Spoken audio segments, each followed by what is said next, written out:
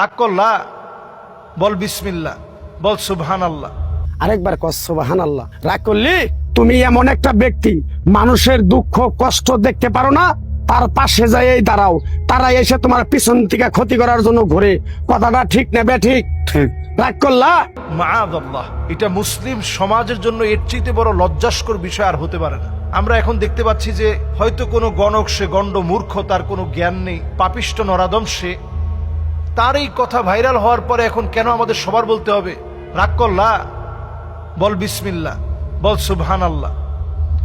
এই তার কথা মতো যারা এই জাতীয় আল্লাহ রাব্বুল আলামিনের এই পবিত্র বিসমিল্লাহর মতো বরকতি বিষয়, সুবহানাল্লাহর মতো দাড়িপাল্লা ভারী করে দেওয়ার মতো ওজন সম্পন্ন বিষয়কে নিয়ে যারা ট্রোল বানাচ্ছে, মাআযাল্লাহ, আমি বলবো খবরদার, এই জাতীয় ট্রোল আপনারা করতে যাবেন না। একজন গণকের কাছে স্বাভাবিকভাবেই যদি আপনি যান, গমন করেন, নবী আলাইহিস সালাতু ওয়াস সালাম বলছেন, মান আতা কাহিনান আও আররাফান ফাসাদ্দাকাহু বিমা ইয়াকুল ফাকাদ কাফারা বিমা উনজিলা আলা মুহাম্মদ সাল্লাল্লাহু আলাইহি ওয়াসাল্লাম। গণকের কাছে যারা যাবে, যারা হাত দেখাবে, যারা এগুলা বিশ্বাস করবে, গণকের কথার ওই তাবিজ নিবে, গণকের কথার ওই গাছের শিকড় নিবে, নবীজি বলছেন ফাকাদ কাফারা বিমা উনজিলা আলা মুহাম্মদ সাল্লাল্লাহু আলাইহি সাল্লাম, তার ইবাদত আল্লাহর কাছে কবুল হবে না, তার ইবাদত নষ্ট হবে।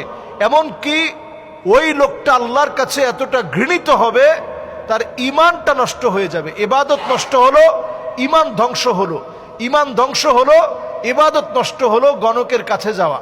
তা আমাদের দেশে দেখা যায় গণকরা অনেক দিন ধরেই এগুলো করে তেমন একটা তারা ভালো সুবিধা করতে পারছিল না।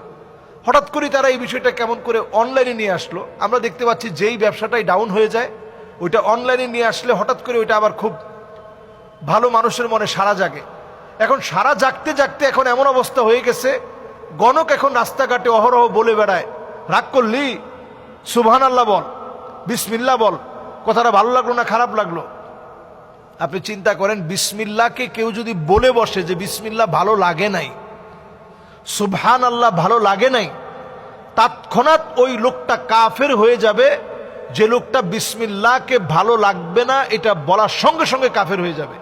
তাহলে সে যে কথা বলতেছে মানুষের ঈমান হরণের জন্য এক একটা কথা যথেষ্ট।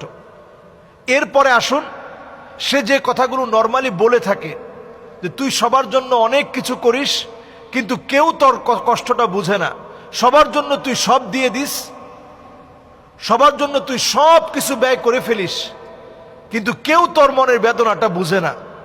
তো স্বাভাবিকভাবে প্রত্যেকটা পরিবারেই সন্তানদের ভূমিকা তো ছোট হোক বড় হোক প্রত্যেকের ভূমিকা থাকে। তো বললে তো এই কথাটা মিলে যায় যে আসলে আমি পরিবারের জন্য অনেক কিছু করলাম, ভাইয়ের কাছ থেকে আমি পাই নাই, বোনের কাছ থেকে পাই নাই, এরকম একটা দুঃখ বেদনা তখন মনের মধ্যে স্বাভাবিকভাবেই চলে আসে যে আসলে তো কোনো সত্যি কথা বললো। এরপরে বলে যে তোর এই বছরের ভিতরে 3টা বড় বড় ফাড়া গেছে। ফাড়া মানে বিপদ। তো এরকম ফাড়া কার জীবনে যায় না? প্রত্যেকের জীবনে কিছু না কিছু বিপদ আপদ যায়। আল্লাহ তাআলা পরীক্ষার প্রশ্নপত্র ভিন্ন ভিন্ন ভাবে করলেও বিভিন্ন রকমের পরীক্ষা আল্লাহ তাআলা দিয়ে থাকেন। এগুলো গুনাহ মাফের জন্য হয়, নিজের সম্মান ইজ্জতকে আরো আল্লাহ তাআলা বাড়িয়ে দিবেন, বান্দার সম্মান ইজ্জত আরো বাড়াবেন, এজন্য পরীক্ষা নিয়ে থাকেন। তো তারা বলে তোর এই কয়টা ফাড়া গেছে, সামনে আরো এই কয়টা ফাড়া আছে, রাগ করলি বলে আপনার বললো যে সুবহানাল্লাহ বল, তাহলে তোর ফাড়া কেটে যাবে। আসলে কিন্তু সুবহানাল্লাহ বলে সে অ্যাট্রাকশনটা, তার দিকে আপনার মনোযোগটা সে কিন্তু পুরোপুরি নিয়ে নিচ্ছে। এরপরে সে আপনার চোখে চোখে তাকায় বলল যে এই যে আমি কথাটা বললাম, কথাটা কি ভুল বললাম না ঠিক বললাম? হ্যাঁ ঠিক বলছি। ঠিক বললে তোর সাথে কি আগে কখনো আমার দেখা সাক্ষাৎ হয়েছে? না, দেখা সাক্ষাৎ হয় নাই। মিশা কথা কইস না, মিশা কথা কইলে আল্লাহকে দাবি থাকবি। যেই লোকটা আপনার দাবি শিখাচ্ছে ওই লোকটা আসলে কোনো মুসলমানই না, তার কোনো ঈমানই নাই। সে আপনাকে ঈমানের দাবি দিয়ে, আল্লাহর কসম দিয়ে সে আপনাকে আটকায় ফেলতেছে। এরপরে দেখবেন বলবে যে আমার কাছ থেকে ওষুধ নেওয়ার জন্য 1 কোটি টাকা দিল, আমি ওষুধ দেই না। আমার বাপ বলছে ওষুধ বেচা কোনো সময় নিবি না, টাকা খাবি না, খাইলে ওই টাকা তোর উপরে আগুন হিসাবে আসবে, গজব দিয়ে তুই নিজে শেষ হয়ে যাবি। তা টাকা নিচ্ছি কিসের জন্য? টাকা নিচ্ছি পেটের জন্য।